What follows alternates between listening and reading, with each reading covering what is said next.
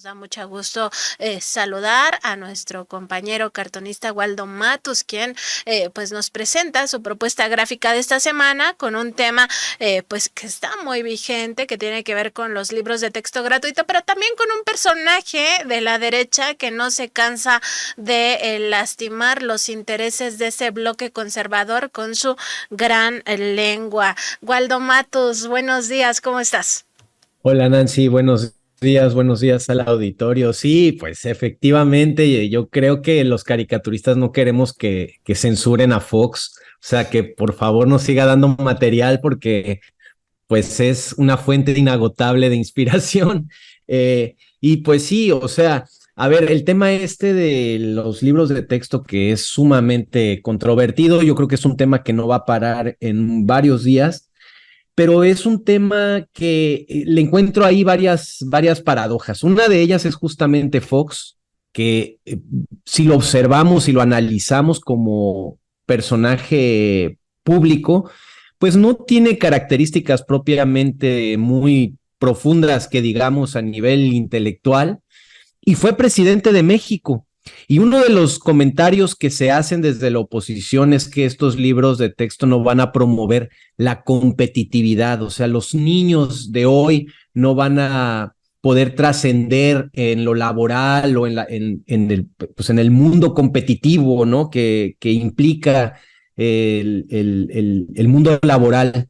Pero vemos un personaje como Fox que incluso llegó a ser presidente de México, que no puede elaborar ni siquiera una oración sin que tenga faltas de ortografía.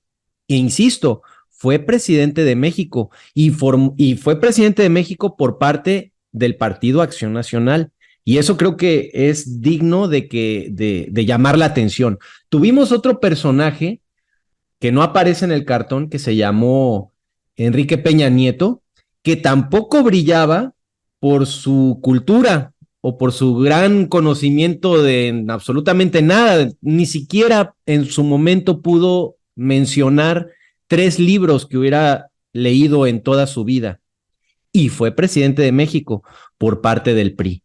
Entonces, digo, ¿qué cargo más elevado puede haber en este país que el de presidente de la República y personajes que pues no son muy letrados, que digamos, llegaron a gobernarnos y que vengan a decirnos que los niños no van a poder competir en este país? Pues me parece que es como un discurso falso que tiene mucho que ver con este discurso de la meritocracia. Y me parece también que es un descaro porque este país padeció una enorme deficiencia en cuanto a lo educativo. Y eso es sumamente grave porque eso sí ha impactado en nuestra sociedad muy negativamente. Y eso se debe, sí, ahí sí, a las políticas neoliberales. Eso sí se debe a una mentalidad que privilegia o ha privilegiado la educación privada por encima de la educación pública. A mí me tocó vivirlo en la UNAM, a mí me tocó, yo cuando entré a la UNAM, hubo estos indicios o estos intentos por privatizar a la UNAM, tal cual, porque así empiezan. Es una pequeña colegiatura, van a ser cada 6 meses. Eh, ¿Qué tanto es tantito, no? Pero después de ahí se van y así es como se va privatizando la educación. Y ese es el grave problema también, que hay personas que pueden acceder a una educación, digamos, de buena calidad, entre comillas, porque ya vimos que pues eso también eventualmente puede ser una falacia, porque la educación se vuelve única y exclusivamente técnica y se excluye todo lo que tenga que ver con el humanismo, y por eso vemos que esos tecnócratas son tan indiferentes con las problemáticas de los sectores desfavorecidos, porque eso es parte también de una formación. Entonces, me llama la atención que haya tanta alarma con los libros, cuando tenemos estas otras realidades que esas sí son más indignantes y se han señalado a lo largo de los años. Pero además, pues tiene lógica porque esto no es nuevo. O sea, estas manifestaciones en contra de los libros de texto se remontan a mediados del siglo pasado, finales de 1958 por ahí, eh, y y era la unión de padres de familia que estaban en contra de los libros de texto gratuitos. Entonces, si fuera por estos grupos, ni siquiera habría libros de texto gratuitos en este país, y eso también es otro elemento que hay que considerar. Entonces, que de repente salga Fox a criticar los libros de texto cuando él mismo escribe con las patas, pues me parece que también es un síntoma de todas estas contradicciones que hay alrededor de esas críticas vacías en cuanto a los libros de texto. Así es, Waldo, y pues no deja de llamar la atención, pues sí, que personajes tan pobres intelectualmente, o ya ni sabemos ni cómo llamarlos, pues ahora resulta que estén dando estas lecciones, ¿no? Y también haciéndolo de una manera, pues muy, digamos, en contra de los intereses de este bloque conservador, porque recuerdo mucho este tuit de Vicente Fox precisamente, donde dice, pues esto es peor que el montaje de Florence Cassés, o sea, advirtiendo que en el sexenio de Calderón se hacían montajes, que Genaro García Luna hizo ese montaje, y a quién le beneficia que Fox siga hablando, pues por supuesto que a la Cuarta Transformación y por supuesto a los caricaturistas, como tú dices. Claro, claro. Larga vida, Fox. Pues sí, ¿y qué te parece si nos cuentas un poco también del video de esta semana? Has ilustrado este reportaje que hicimos sobre la nueva ley de ciencias, tecnologías, humanidades e innovación, y pues es otro tema que también tiene que ver con la derecha y con todas estas campañas de desprestigio que vamos a encontrar en este video, Waldo. Sí, es pues estos recursos que se suministraron a la iniciativa privada disfrazados de investigación o de proyectos a la investigación, y que eran recursos millonarios para empresas incluso transnacionales. Entonces, pues son temas también relevantes que tienen que ver también con la educación y con la formación en este país. Si Vamos a quieren, ver. pasamos a ver el video.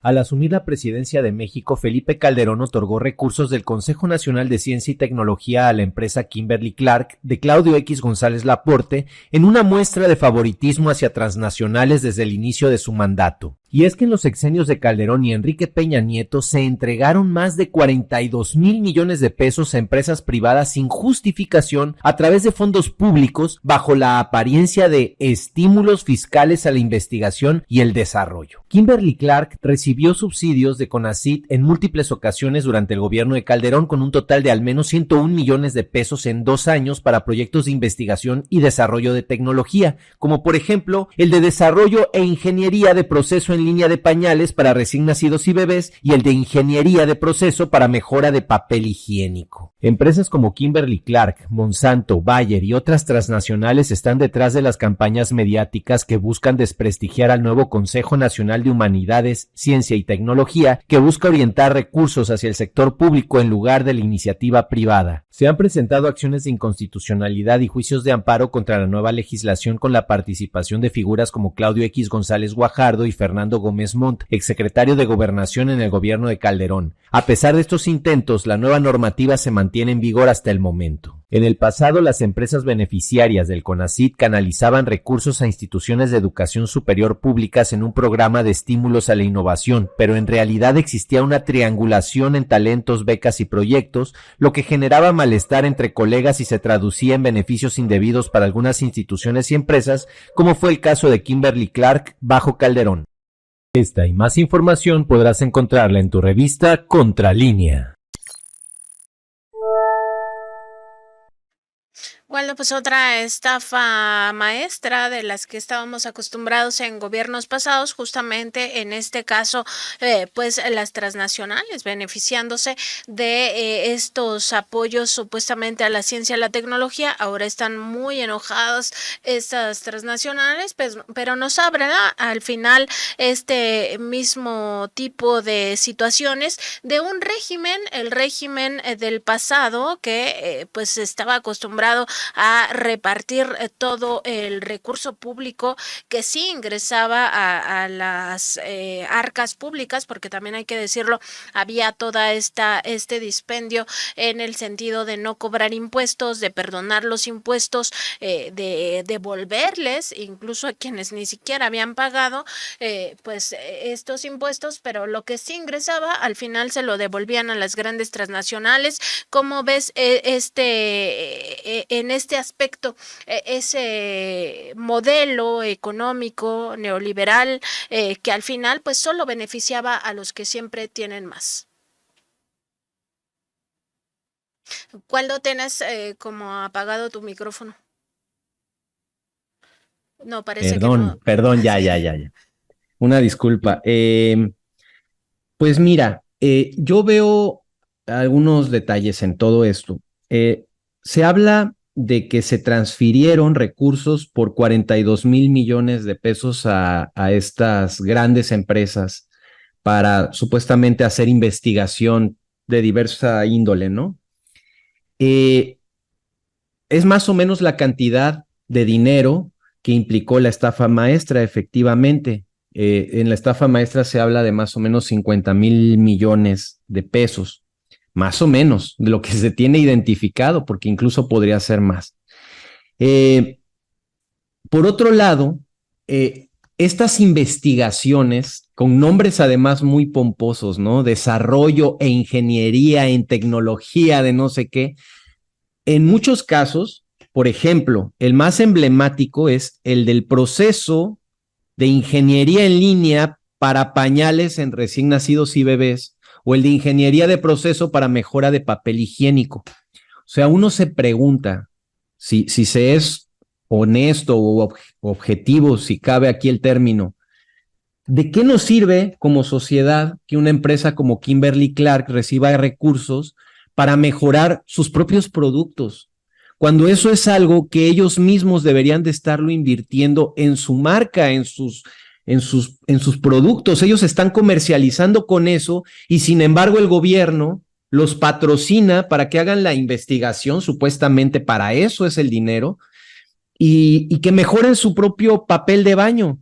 sea, la verdad es que un recurso que se utiliza para papel de baño única y exclusivamente va a ir a parar al caño, literalmente. Pues esos recursos van a ir a parar al caño. Entonces, pues definitivamente sí había ahí algo que cambiar y que señalar.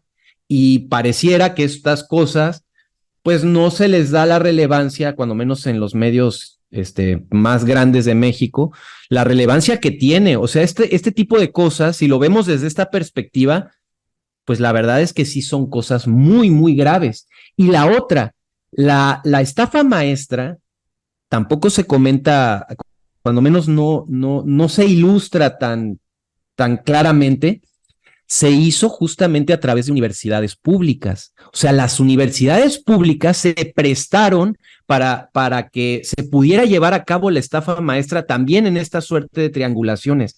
Y todo este esquema que vemos en este video y en tu entrevista y en los reportajes de Contralínea, revelan cómo también se utiliza este modus operandi para triangular recursos y para que al final terminen en proyectos como este de Kimberly Clark. Yo creo también, por último, y aquí haciendo una crítica, el embate contra el CONACYT y contra otros sectores del gobierno es muy fuerte. Y con la misma intensidad creo que el gobierno también debe de buscar la manera de contrarrestar estos embates e informar a la gente lo más posible sobre estos temas, porque sí hay una problemática en el sentido de que también hay quienes dicen o tratan de crear la idea de que lo que se está haciendo en el gobierno y en el CONACYT, y eso sí lo muestro en el video, es que este gobierno está en contra de la ciencia, y no es eso. De lo que se está en contra es de este tipo de jugadas o de este tipo de cosas, y desgraciadamente, pues también en el proceso, pues suceden cosas que no son las ideales, pero se está combatiendo y creo que es necesario que estas cosas se corrijan. y eso solo lo pueden informar ellos. Entonces, también necesitan, pues, una campaña más intensa para informar sobre estas cosas, como lo estamos haciendo aquí. Definitivamente, Waldo, y siempre pues con tu humor ácido, humor negro, que pues de temas tan terribles, pues acabas sacándonos una sonrisa, como esto que dices, el papel higiénico, pues sí, su único lugar va a ser el caño, pero bueno, al final son temas que debemos de seguir discutiendo, y como siempre pues te agradecemos por esta creatividad y también por tu colaboración en la revista Contralínea, que siempre nos pone no solo a reflexionar, sino también pues nos arranca eso, una sonrisa, que también es importante reír a pesar pues de todas estas desgracias que nos ocurrieron en estos gobiernos pasados. Pero bueno, Waldo, muchas gracias y que pases muy buena tarde. El agradecido soy yo. Muchas gracias, Nancy, y un saludo a todos.